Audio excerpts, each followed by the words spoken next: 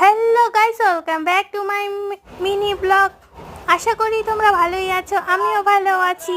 ঠাকুরের জামা বানানোর জন্য একটা লম্বা কাপড় কেটে নিলাম, সেটা সাড়ে 4 ইঞ্চি কাপড় নিয়ে নিলাম। ওটা 4 ইঞ্চি হবে, সেলাইয়ের মধ্যে হাফ ইঞ্চি চলে যাবে। তারপরে দেখো এরকম করে প্লেট করে, এই যে দাঁড়াও দেখাচ্ছি, এই যে এরকম করে ভাঁজ করে নিয়ে প্লেট করে নিয়ে পরে সেলাই করতে হবে।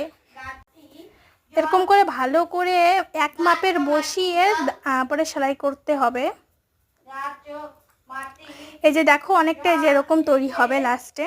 এই যে এখন আমি একটা পাইপিং নিয়ে নিয়েছি, এই পাইপিংটা আমরা এখানটায় লাগিয়ে দেব সেলাই করে। তোমাদের দেখাচ্ছি পরে কেমন করে লাগাতে হয়। আর এই কাপড়টা দিয়ে আমরা ওপরের টপের পোর্শনটা বানাবো।